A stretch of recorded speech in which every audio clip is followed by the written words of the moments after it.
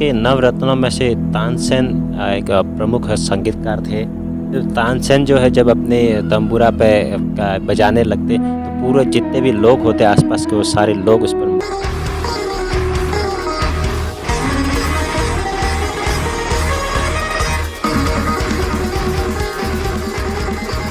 हो जाते। भी उनके राग को सुनकर बहुत ज़्यादा प्रसन्न रहता था। एक दिन कभी भूलूं ना याद तुम्हारी रटूं तेरा नाम मैं सांझ सवेरे। की प्रशंसा करने लग गए और उन्होंने बताया कि विश्व में आपके समान कोई व्यक्ति नहीं होगा जो आपके जैसा सुंदर गाना गा सकता हो। सर ने बताया कि नहीं आप जो भी कह रहे हैं गलत कह रहे हैं, मैं इतना बड़ा सिंगर नहीं हूँ। मेरे जो गुरु है हरिदास जी वो बहुत ही महान संगीतकार है और उनके सामने तो मैं जिस प्रकार समुद्र की एक बूंद के बराबर भी नहीं हूँ। कन्हैया कहीं तो मिलेंगे वो बांके बिहारी, कहीं तो मिलेंगे वो बांके बिहारी, उन्हीं के चरण चित लगाया करेंगे। कन्हैया कन्हैया। तो अकबर ने कहा कि वो इतने महान संगीतकार है तो उनको हमारे यहाँ पे बुलाइए और यहाँ पे हम उनका संगीत सुनेंगे और उनको बहुत ही उनका जो है सम्मान करेंगे यहाँ पे और उनको मूल्यवान भेंट देंगे।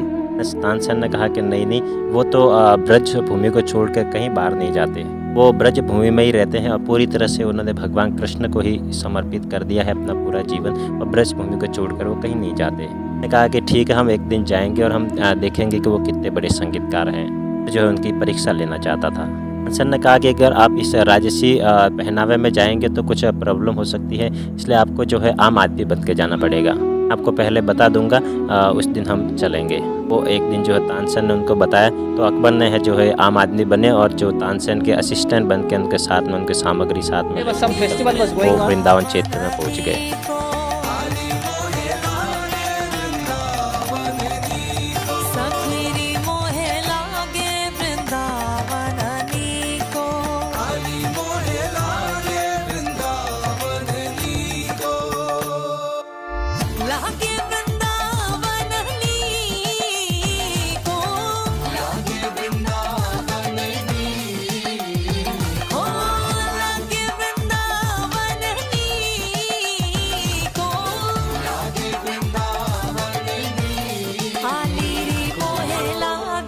उस समय वृंदावन में कुछ महोत्सव चल रहा था तो जो हरिदास जी है वो पूरी तरह से बीमार थे और उनका पूरा शरीर जो है वो काँप रहा था बुखार से। वो एक कोने में बैठे हुए थे और उनके शिष्य जो है वो गाना गा रहे थे। लेकिन उस दिन जो है वो कीर्तन में कोई मज़ा नहीं आ रहा था, कोई रस नहीं आ रहा था और पूरा एकदम मिसमैच था।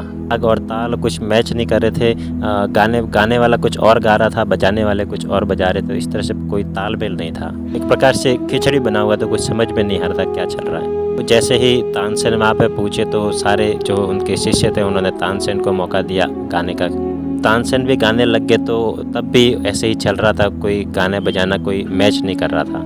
तो कुछ समय बाद में हरिदास जी सब मामला समझ गए तो उन्होंने सभी लोगों को कहा कि आप जो है अपना गाना सब बंद कर दें, कि जो शरीर है वो इतना बुरी तरह से काँप रहा था बुखार से। तो उन्होंने वहाँ पे एक जो चमत्कार किया, तो उनके पास एक चद्दर थी पहनी हुई, तो उन्होंने अपने शिष्य को कहा कि ये जो चद्दर है वो सामने पेड़ है, उसे पेड़ पे जाके टांग दो। चद्दर को पेड़ पर टांगा गया तो वो जो पेड़ है वो पेड़ कांपने लग गया। हरिदास जी जो एकदम नॉर्मल हो गए, जैसे उनको कोई बुखार नहीं था। उनका जो बुखार है वो पेड़ को ट्रांसफ़र कर दिया गया। उसके बाद में वो गाने लग गए और अगले 2-3 घंटे तक वो गाते रहे। उनके गाने को सुनकर सारे मंत्र मुग्ध हो गए। कहीं तो मिलेंगे वो बांके बिहारी, कहीं भी लोग अपने आप को भी भूल गए। इतना सुंदर वातावरण बन गया, भगवान कृष्ण के कीर्तन चल रहा था और सभी भक्त जो उसको सुन रहे थे, भक्त जो है भगवान कृष्ण की कथा में और कीर्तन में डूब गए। एक व्यक्ति जो अपने आप को भूल गया। कुछ समय बाद में कीर्तन जो ख़त्म हो गया, जिन्हें उनके जो तानसेन के जो असिस्टेंट है उनको बुलाया और उनको पूछा कौन है। तो जी ने कहा कि क्या तुम्हारी इच्छा पूरी हो गई। नहीं जानता था कि अकबर आए हैं, लेकिन स्वामी जी तो जान गए थे, इसलिए स्वामी जी ने उनको पूछा तो देखो मुझे पता था कि तुम मुझे सुनना चाह रहे थे, तो मैं तुम्हारी इच्छा को जान गया था, इसलिए मैं समझ सका कि क्यों ये जो लोग हैं वो सही से गा नहीं रहे और बजा नहीं रहे हैं। तो तानसेन भी क्यों गलत गा रहे थे ताकि मैं गाने को गाऊँ और तुम उसको सुन सको। तो अकबर ने कहा कि बहुत बहुत धन्यवाद महाराज आपका, तो क्योंकि मैं वृंदावन आया हूँ तो मैं आपकी कुछ सेवा करना चाहता हूँ। मैं आपको तो मिलेंगे वो बांके बिहारी, कहीं तो मिलेंगे वो बांके बिहारी, उन्हीं के चरण चित लगा। कुछ देना चाहता हूँ।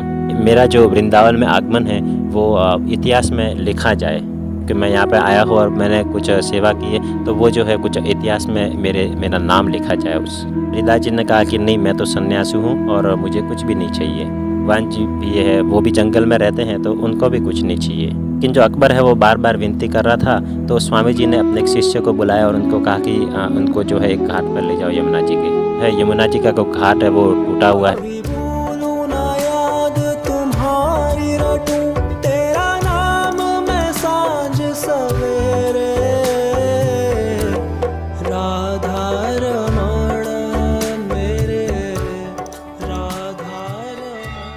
तो इनको वहाँ पे ले जाओ और इनको बोलो कि वो घाट जो वहाँ पर ठीक करवा लें। अकबर ने सोचा कि मैं पूरा इतना सम्राट बड़ा और एक छोटे से घाट को मैं रिपेयर करवाऊँगा, इसमें क्या लगेगा, थोड़े बहुत पत्थर ही तो लगेंगे, तो ये तो क्या मान सेवा नहीं होगी। चूँकि स्वामी जी आज्ञा दे रहे थे तो वो जो है मना नहीं कर पाए और उनके शिष्यों के साथ में चल दिया।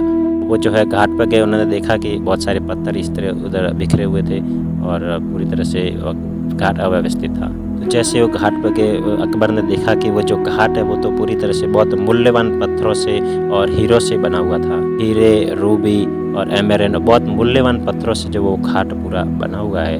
यहाँ पे एक सीढ़ियाँ भी मैं बनाना चाहूँ तो मेरा पूरा खजाना भी अगर लग जाएगा तब भी मैं इस घाट को जो है एक सीढ़ियाँ भी इस घाट की नहीं बना पाऊँगा। जो है राजसी पूरा खजाना भी अगर यहाँ पे ख़त्म कर दूँ तब भी वो इस घाट की एक सीढ़ियों को भी नहीं बना पाएगा। तो अकबर समझ गया और स्वामी जी के पास में आगे उसने माफ़ी मांगी और उसने कहा कि मुझे माफ़ कर दीजिए, मैं वृंदावन को जो है पूरी तरह से समझ नहीं पाया था और वृंदावन जो है पूरे मेरी समझ से बाहर है और मेरी हट के लिए मुझे क्षमा कर दीजिए। और उसने स्वामी जी को प्रणाम किया और वो चला गया। जो आध्यात्मिक जगत है वो भौतिक धारणा से परे है। यहाँ तक कि वृंदावन की एक सीढ़ी भी जो है वो मूल्यवान हीरे और ज्वारातों से बनी हुई है। भौतिक रूप से हम सोच सकते हैं कि हम इतने बड़े धनवान हैं और हम वृंदावन में सेवा कर सकते हैं, लेकिन हम वहाँ की कुछ भी सेवा नहीं कर सकते। भगवान चाहेंगे तभी वो हमारी सेवा स्वीकार कर सकते हैं, अन्यथा हमारी कोई भी सेवा स्वीकार नहीं हो पाएगी। जो है हमें बहुत ही सुनहरा अवसर मिला है कि हम प्रभुपाद जी के संपर्क में रह रहे हैं। इस तरह से जो हम पूरा वैदिक जो ज्ञान है वो ज्ञान हम प्रभुपाद जी की कृपा से समझ सकते हैं और उसको हम पूरा प्रैक्टिकल तरीके से हमारे जीवन में उतार सकते हैं। और ये प्रभुपाद जी के द्वारा हमको कितना अच्छे से प्रदान किया गया है। हमको प्रभुपाद जी के प्रति धन्यवाद अर्पण करना चाहिए, प्रभुपाद जी के प्रति कृतज्ञता प्रकट करनी चाहिए। प्रभुपाद जी ने जो भी ज्ञान दिया है वो हमारे जीवन में उतार सकें और उस ज्ञान के सहारे हम जो भगवान के धाम को जा सकें।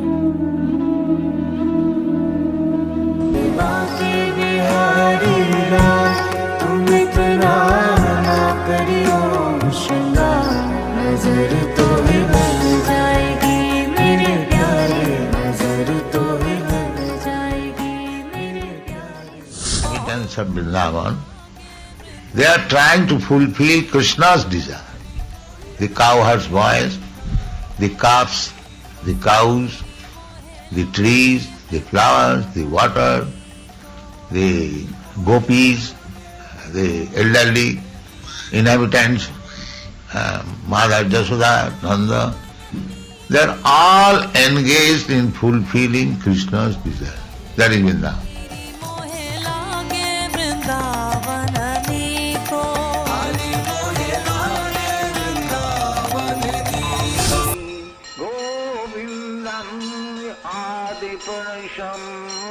तमहं भजामि गोविन्दम् आदिपुरुषं तमहं भजामि अंगानि यस्य सकलेन्द्रियवीतिमन्ति